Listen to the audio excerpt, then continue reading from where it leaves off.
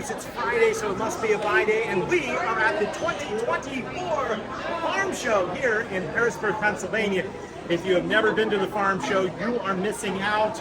All around us are some of the prize-winning vegetables from throughout the great Commonwealth. We're here at the potato stand because for some reason it was a little less crowded than the other stands. And it's going to give me an opportunity to talk about one of my favorite topics, the 18th century British agricultural revolution. Yay! Fantastic! A very unappreciated part of the 18th century. I should say that we're here at the Farm Show in part because Alex, our event manager, is selling cookbooks for an event.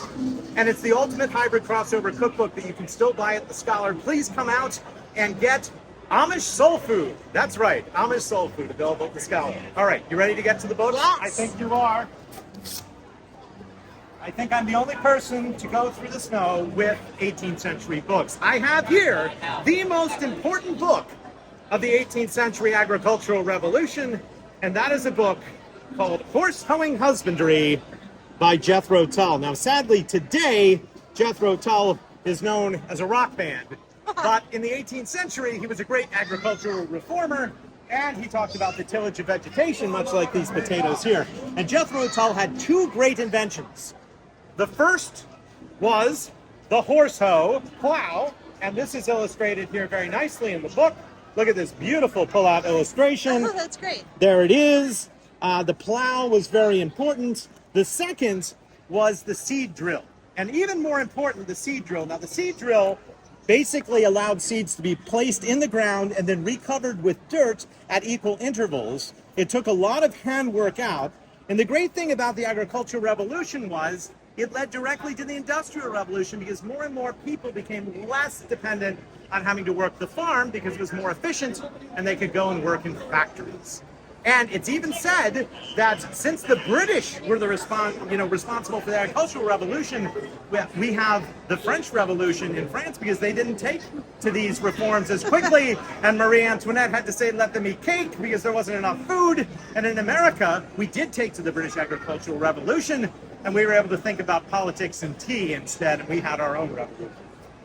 The second part of the British agricultural revolution had to do with crop rotation and fertilizers. I have one little book here, and this is a book which talks about how you feed the vegetables. That's right, the food of the vegetables, the juices necessary. And in England, they perfected this through science. This is a book written by a great medical doctor named Francis Home. He was Scottish. Yeah.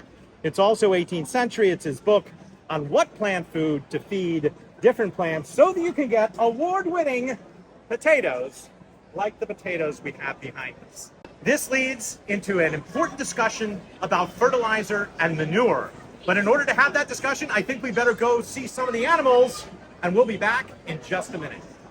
All right, we've made it over to my favorite place in the Farm Show, which is where all the livestock and the cows are. And look who we found. That's right, it's a familiar face for all of you that come to the Scholar. Rachel. It's our own Rachel who will greet you and make you a beautiful latte if you come into the cafe. But Rachel is one of these Pennsylvania natives that comes to the Farm Show every year. How many years would you say you've been here to the Farm Show? 24. Wow. Oh, well, Yay. yes, that's literally every year. We do too with the kids. By the way, see who our friends are behind us? They're doing really well. Now, we were talking about the British agricultural revolution, and I was talking about plows and seed drills, and I was talking about plant food and crop rotation, but I saved the best for you, Rachel. I have saved manure. It is the American Manures Guide, yes, from America now in the 1870s every year. And I thought, if you come to the Farm Show every year, you ought to be able to know quite a lot about manure. So let's ask you the trivia question of which manure is the best for fertilizer? I'm going to give you a choice. Is it pig manure, horse manure, cow manure, chicken manure, sheep manure, or human manure? Now, those are your only choices, and you've got to fertilize your garden.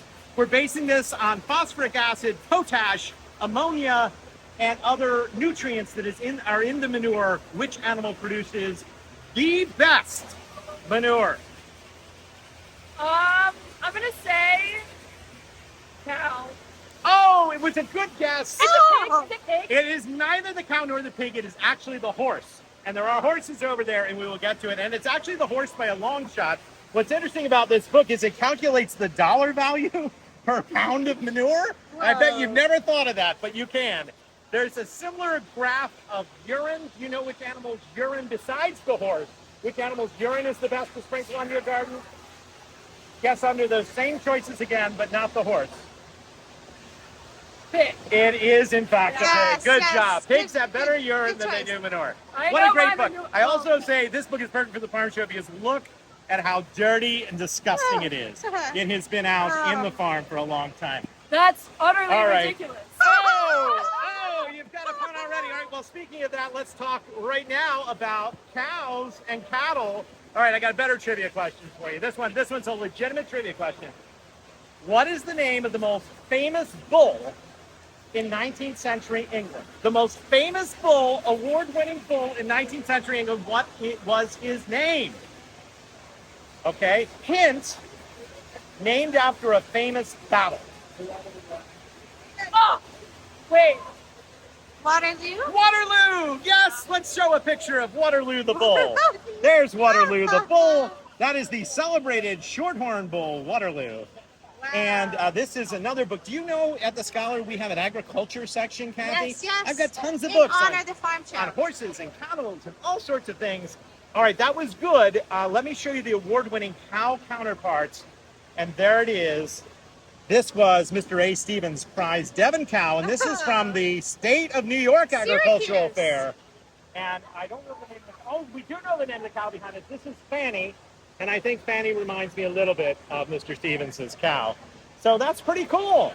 All right, now, you want to try a little bit more animal trivia? Yes, I've got one more book.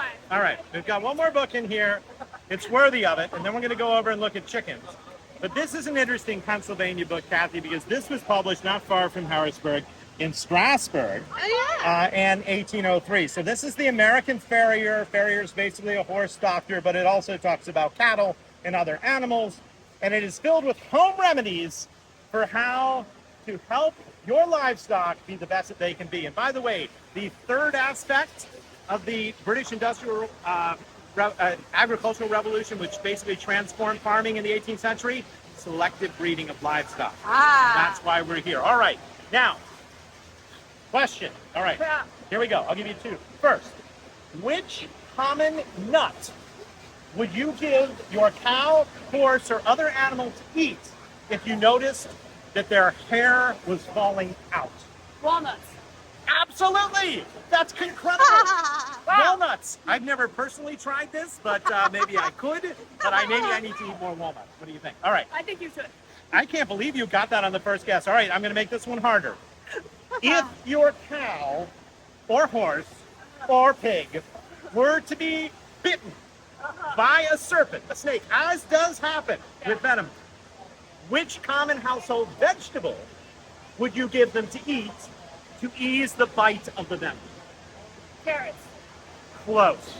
It's actually the onion, and I'm not making it up. Bite of the mad dog or bite of the sting of the serpent, take raw onions. A little bit of rue too, but raw onions. So a great, wonderful, almost powwow-like book of Pennsylvania folk medicine, also available in the agricultural section of the collectibles building at the Scholar. Let's make one more stop. Well, we're back and we're over here where the chickens used to be, but sadly, Rachel, we were told this year, what's happened? Avian flu. Oh my goodness, so there's no actual chickens. We just have photographs of chickens. I wanted to end with a quote from Shakespeare. Seems good, but I don't mean excellent. I don't mean that Shakespeare. I mean Joseph Shakespeare, the author of Bantam's Chickens 1-to-1. And this is an amazing book because it basically shows you the award-winning chickens of 100 years ago and perhaps how those award-winning chickens compare to the award-winning first place and second place chickens of today. There is a basic trivia question here as well, which is that if you're training a chicken to be photographed for a prize-winning attempt at the farm show, do you know what the most important characteristic that you can impart to your chicken is according to Shakespeare? No. It's calmness, because you don't want your chicken to be nervous, and the way to do that is to spend lots of time and love with it. And that gets us to our funny book, which is The Way of the Hen, Zen and the Art of Raising Chickens, which is a book which is all about how you can slow the pace of modern life down, you can help restore the environment, you can create your own internal farm, and you can live with your calm chickens in a way which brings Zen and helps the earth and grounds us all.